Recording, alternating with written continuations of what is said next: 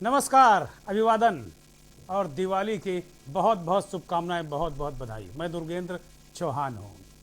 अयोध्यापुरी में योगी आदित्यनाथ सरकार ने यूपी के लोगों को राम राज्य का सपना दिखाया।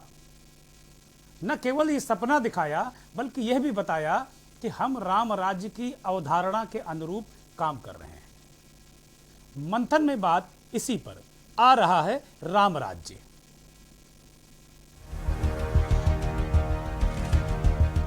जय जय श्री राम कि अति प्रिय मोहि यहाँ के वासी, मम धामदा पूरी सुख राशि। हर से सब कपि सुनि प्रभु बानी, धन्य अवध जो राम बखानी।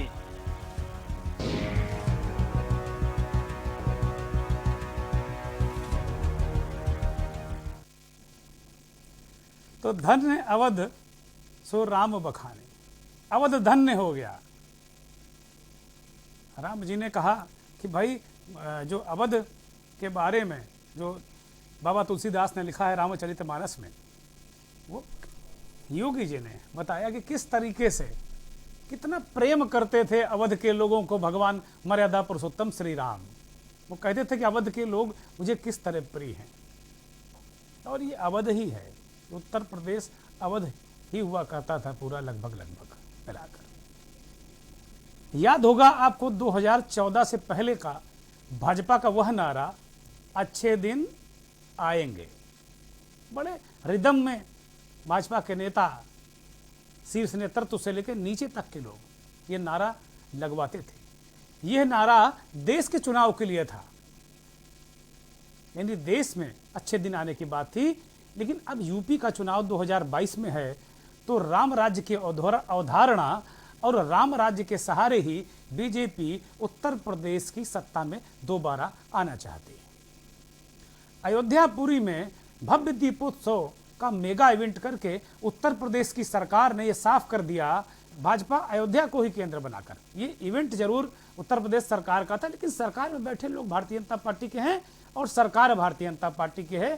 तो इससे स्पष्ट हो गया, संगठन ने स्पष्ट कर दिया और सरकार की जो करनी है और जो संगठन की कथनी है उससे स्पष्ट कर दिया कि अयोध्या को ही धुरी बनाकर बीजेपी 2024 का चाहे चुनाव हो चाहे 2022 का चुनाव हो, इसी के इर्द गिर्द ताना बाना बुनेगी, चुनावी अभियान बुनेगी। लेकिन जिस राम राज्य आने की बात, दीपोत्सव, अयोध्यापुरी में दीपोत्सव के मंच से उत्तर प्रदेश के मुख्यमंत्री योगी आदित्यनाथ ने प्रदेश, देश और पूरी दुनिया के सनातनियों को बताई, वह आखिर है क्या, जरा इसे समझ लेते हैं। राम राज्य को अलग अलग तरीके से विद्वानों ने अलग अलग अवधारणा दी है। तुलसी बाबा ने कहा कि दैहिक दैविक भौतिक तापा और राम राज्य कहां न व्यापा, यानी कि दैहिक भौतिक कहीं ताप संताप ना हो, कहीं पीड़ा में लोग ना हो, समानता का अधिकार सबको हो, चाहे वो स्त्री पुरुष हो, चाहे समाज की जो वर्ण व्यवस्था हो उसमें हो, वही राम राज्य है। कुछ विद्वान ये भी कहते हैं कि भरत राज्य का समापन, यानी भरत का राज उसका समापन हुआ जब राम अयोध्यापुरी में आए। जैसे आज अयोध्यापुरी में दीपोत्सव हुआ और भगवान श्री राम विराजमान हुए पुष्पक विमान से। उस समय पुष्पक विमान था, आज हेलीकॉप्टर से उनका आगमन हुआ। नाम थोड़ा अलग, लेकिन अवधारणा विमान की भी वही और राम राज्य की भी वही। तो जो कुछ अलग तरीके के विद्वान ये कहते हैं कि भरत राज्य का समापन ही राम राज्य है। इसे विस्तार से नहीं बताएंगे, इसको लेकर विवाद भी है, और अगर हमने इसको विस्तार से बताया तो नए विवाद को जन्म भी हो सकता है। लेकिन अगर आम आदमी, हमारे जैसा एक आम आदमी ये समझना चाहे कि आखिर राम राज्य है क्या, या राम राज्य क्या व्यवस्था है, तो इसका सीधा सरल जो जवाब होगा वो ये है कि जहां सब सुखी हों, गरीब को भोजन, कपड़े, अच्छा व्यापार, कारोबार, कानून व्यवस्था, बहु बेटियां सुरक्षित हों, और मूल्यों पर नियंत्रण हो। मूल्यों पर नियंत्रण यानी महंगाई ना हो। इस तरह के जरूरी अवयव, एलिमेंट जिनको हम कहते हैं अंग्रेजी में, वो राम राज्य की अवधारणा में समाहित हैं। तो कुल मिलाकर जो दीपोत्सव, विराट दीपोत्सव, विशाल दीपोत्सव, अद्भुत, अद्वितीय, अलौकिक छटा अयोध्यापुरी में देखने को मिली, निस्संदेह करोड़ों करोड़ों अरबों जो दुनिया भर में फैले हुए सनातनी हैं, उनके लिए गर्व और गौरव की अनुभूति निश्चित तौर पर है, इसमें दो राय नहीं। लेजर शो से भगवान का जो चित्रण किया गया वो अद्भुत था। ये दृश्य आप देख सकते हैं, मनोहारी दृश्य था और ऐसा लगा कि कलयुग में त्रेता के दर्शन हो गए। अयोध्यापुरी में आज जो इतने लोग वहां मौजूद थे, योगी सरकार, पूरी की पूरी सरकार थी वहां, केंद्र से, प्रदेश से, देश भर से धर्माचार्य, आचार्य, महंत एकत्रित हुए और विदेशों से भी तमाम राजनयिक, उच्चायोग के अधिकारी, ये सब आए। एक अलग तरीके की छटा देखने को मिली, मनोहारी थी, इसमें कहीं कोई संदेह नहीं। लेकिन अयोध्या का जो दीपोत्सव हुआ, उसके मंच से जो राम राज्य की अवधारणा जो प्रस्तुत की मुख्यमंत्री ने, वो अलग तरीके का संकेत देती है। और उस राम राज्य की परिकल्पना वास्तव में, क्या ये सवाल उठता है कि क्या जिस राम राज्य की अवधारणा मुख्यमंत्री बता रहे हैं योगी आदित्यनाथ, क्या वो अवधारणा वास्तव में जमीन पर उतर रही है या है इस वक्त? इसको लेकर लोग, विपक्ष सवाल खड़े कर रहा है। मुख्यमंत्री को सुनिए, अत्यंत प्रसन्न थे, आह्लादित थे। और एक बहुत महत्वपूर्ण बात भी बताना यहां बड़ा जरूरी है कि 5वां दीपोत्सव था 2017 में, जब योगी आदित्यनाथ सत्ता में आरूढ़ हुए तो पहला दीपोत्सव हुआ था। आज उन्होंने कहा कि लोग तब मुझसे पूछते थे कि मंदिर कब बनेगा। लोग तो नारा भूल गए, लेकिन मुझे काम याद है, आज मंदिर बन रहा है। बड़े आत्मविश्वास से लबरेज थे योगी आदित्यनाथ, चेहरे पर आह्लाद के भाव थे। संत हैं, महंत हैं, जाहिर सी बात है संत निर्विकार होते हैं, इसमें कहीं कोई संदेह नहीं। उन्होंने अयोध्या की जो छटा प्रस्तुत की, एक पूरा राम राज्य की परिकल्पना उन्होंने बताई कि किस तरीके से 8 करोड़ लोगों को होली तक फ्री राशन दिया जा रहा है मोदी जी की कृपा से। 3 करोड़ लोगों को उज्ज्वला सिलेंडर दे दिए गए मोदी जी की कृपा से। 43 लाख जो बेघर थे, गरीब थे, उनको दीपावली पर घर का तोहफा मिल गया। आज वो राम के आगमन पर, भगवान श्री राम के आगमन पर अपने घर में दीप जला रहे हैं। जैसे अयोध्यापुरी में दीपोत्सव हो रहा है, वैसे ही वो अपने घरों में भी दीपोत्सव मना रहे हैं। इस तरीके की बड़ी महत्वपूर्ण बातें मुख्यमंत्री ने कही। कुछ और चीजें मेरे जहन में हैं, पहले मुख्यमंत्री को सुनिए, फिर हम आपसे बात करेंगे। अयोध्या से ही सीधे चेन्नई की यात्रा कन्याकुमारी तक हमारे इन पूज्य संतों के लिए पहले एक कल्पना रही होगी कि भगवान राम पुष्पक विमान से कैसे एक ही दिन में अयोध्या पहुंच गए, क्योंकि ये लोग तो वेदांती जी तो ट्रेन से यात्रा करते हैं, तो उनको पहुंचने 4 दिन, 5 दिन, 6 दिन लगते हैं। बीच में उतर गए तो अलग विषय है, लेकिन पहले पहुंचने में इतना ही समय लगता था। लेकिन जब अंतर्राष्ट्रीय हवाई अड्डा अयोध्या में बनेगा तो पूज्य संतों को कथा प्रवचन करने के लिए और अयोध्या के नौजवानों को नौकरी और अपनी प्रतिभा को दिखाने के लिए देश और दुनिया में किसी भी कोने में पहुंचने में कुछ ही घंटे लगेंगे, वे वहां पहुंच जाएंगे। यानी आज अयोध्या केवल त्रेता युग की दीपावली का ही साक्षी नहीं बन रहा है, त्रेता युग के विकास का भी साक्षी बन रहा है। अभी यहां पर 600 करोड़ रुपए से अधिक की परियोजनाओं का शिलान्यास और लोकार्पण इसी बात को लेकर के किया गया है। और इसलिए उसके लिए तैयार होना होगा अयोध्या वासियों को। ये अयोध्या से ही सीधे चेन्नई की यात्रा कन्याकुमारी तक हमारे इन पूज्य संतों के लिए पहले एक कल्पना रही होगी कि भगवान राम पुष्पक विमान से कैसे एक ही दिन में अयोध्या पहुंच गए, क्योंकि ये लोग तो वेदांती जी तो ट्रेन से यात्रा करते हैं, तो उनको पहुंचने 4 दिन 5 दिन 6 दिन लगते हैं।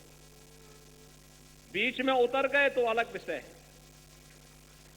लेकिन पहले पहुंचने में इतना ही समय लगता था। लेकिन जब अंतर्राष्ट्रीय हवाई अड्डा अयोध्या में बनेगा तो पूज्य संतों को कथा प्रवचन करने के लिए और अयोध्या के नौजवानों को नौकरी और अपनी प्रतिभा को दिखाने के लिए देश और दुनिया में किसी भी कोने में पहुंचने में कुछ ही घंटे लगेंगे, वे वहां पहुंच जाएंगे। यानी आज अयोध्या केवल त्रेता युग की दीपावली का ही साक्षी नहीं बन रहा है, त्रेता युग के विकास का भी साक्षी बन रहा है। अभी यहां पर 600 करोड़ रुपए से अधिक की परियोजनाओं का शिलान्यास और लोकार्पण इसी बात को लेकर के किया गया है, और इसलिए उसके लिए तैयार होना होगा अयोध्या वासियों को। तो मुख्यमंत्री ने कहा कि भाई जिस बात को लेकर हम इतनी देर से चर्चा कर रहे हैं और एक नजरिया प्रस्तुत कर रहे हैं, मुख्यमंत्री ने कहा कि केवल ये त्रेता युग की दिवाली नहीं है, केवल दीप नहीं जला रहे हैं, ये दिवाली केवल त्रेता वाली नहीं है, उस जो त्रेता युग का विकास था उसका साक्षी बन रहा है। त्रेता में हमारे यहाँ विमान था, भगवान श्री राम पुष्पक विमान में सवार होकर अयोध्या आए थे लंका से, श्रीलंका से, कुछ ही घंटों में। उन्होंने कहा कि वो त्रेता युग वाला जो विकास है वो पूज्य संतों, महंतों, नौजवानों सबको उस विकास का लाभ मिलने जा रहा है, क्योंकि अयोध्यापुरी में अंतर्राष्ट्रीय हवाई अड्डा भी बन रहा है।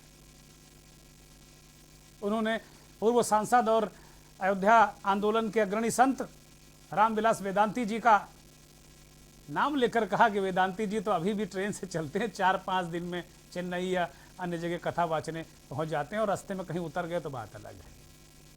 विनोदी तरीके से योगी जी ने वेदांती जी को गुदगुदाने की कोशिश की, लेकिन अहम बात यह है कि यहाँ उस विकास के दर्शन उन्होंने कराए, उन्होंने विकास की बातें की, विकास के दर्शन कराए कि किस तरीके से अब विकास होने जा रहा है अयोध्यापुरी का, किस तरीके से रोजगार बढ़ेगा, किस तरीके से संतों महंतों को तमाम कथा वाचन के लिए जाने के लिए सुविधाएं मिल जाएंगी, सीधी विमान सेवा मिल जाएगी।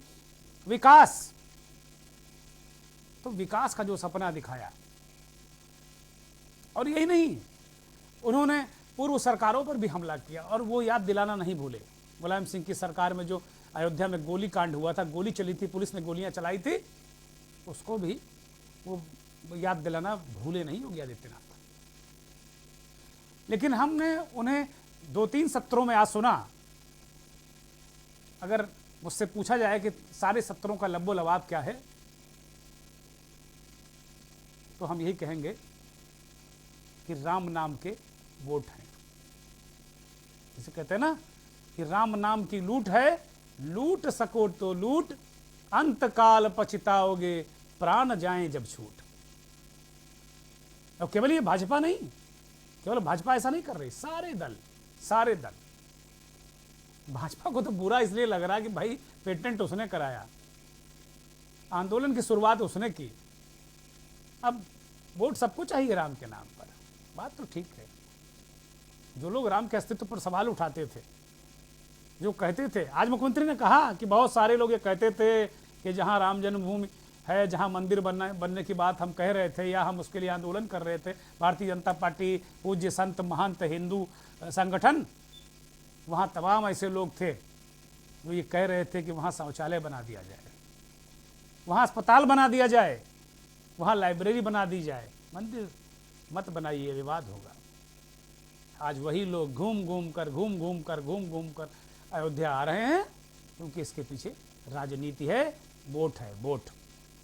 ये मुख्यमंत्री ने हमला किया विपक्ष पर, वो चाहे आम आदमी पार्टी हो, चाहे कांग्रेस पार्टी हो, चाहे बहुजन समाज पार्टी हो,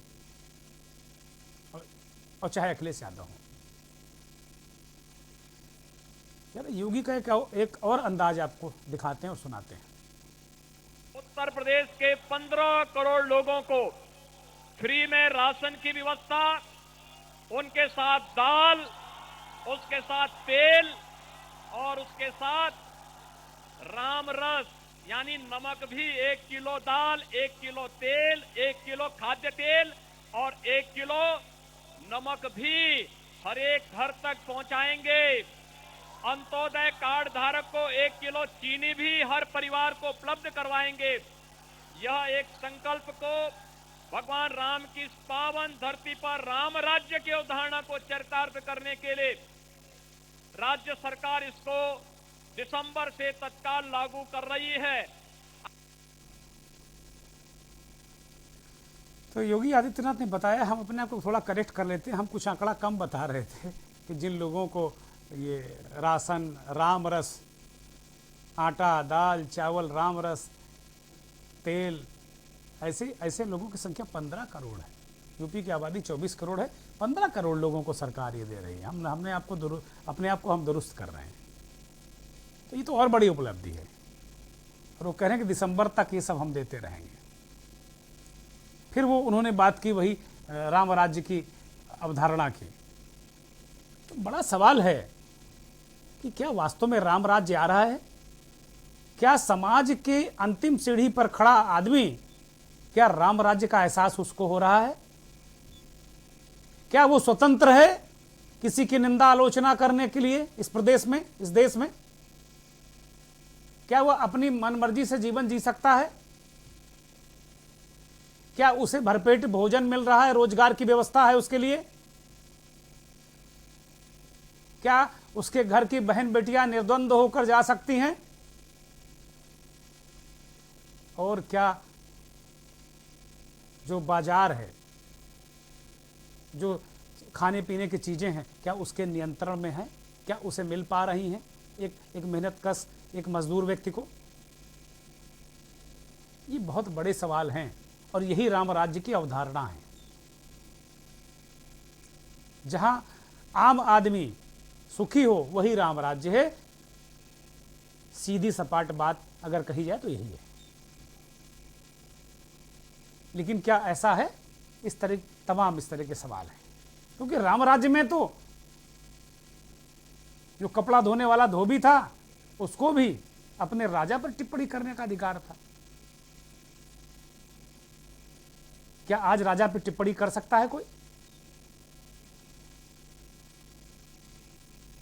और अगर टिप्पणी करेगा, और इस तरह की टिप्पणी, व्यक्तिगत टिप्पणी माता सीता को लेकर, और फिर जो कुछ हुआ आप सभी जानते हैं। मानस के बारे में सामान्य ज्ञान भी रखने वाले लोग इस बात को जानते हैं कि एक कपड़ा धोने वाले धोबी की बात पर, धोबी नहीं, समाज का अंतिम व्यक्ति है, उसने अगर सवाल उठाया अपने राजा पर, तो उन्होंने अपनी पत्नी का त्याग कर दिया। इसको तमाम विद्वान अलग तरीके से लेते हैं, इसमें समालोचना भी है। लेकिन क्या ऐसा राम राज्य की परिकल्पना है? क्या ऐसा हो रहा है? ये बड़ा सवाल है। उत्तर प्रदेश के पूर्व मुख्यमंत्री अखिलेश यादव ने, जहां एक तरफ मुख्यमंत्री योगी आदित्यनाथ राम राज्य की अवधारणा प्रस्तुत कर रहे हैं और कह रहे हैं कि हम त्रेता युग की तरह ही अब सब काम कर रहे हैं, उसी तरीके से आपको सब कुछ दिखेगा या दिख रहा है। लेकिन अखिलेश यादव तो कह रहे हैं कि भाई मामला कुछ अलग तरीके का है। सुनिए जरा। भारत के गृह मंत्री जी और उत्तर प्रदेश के मुख्यमंत्री अपने मंच पे नहीं देख पाए कि मंच पे कौन खड़ा है। वो लोग खड़े थे जिन पे आरोप है कि उन्होंने किसान के ऊपर टायरों से चढ़ा करके जान ले ली किसान की। और मुझे खुशी है इस बात की कि आज समाजवादी पार्टी के कार्यकर्ता नेताओं ने तय किया है कि आज एक दिया किसानों की याद में जलाया जाएगा। किसान स्मृति दिवस के रूप में आज किसानों के लिए एक दिया, उनकी याद में एक दिया समाजवादी पार्टी के कार्यकर्ता जलाएंगे।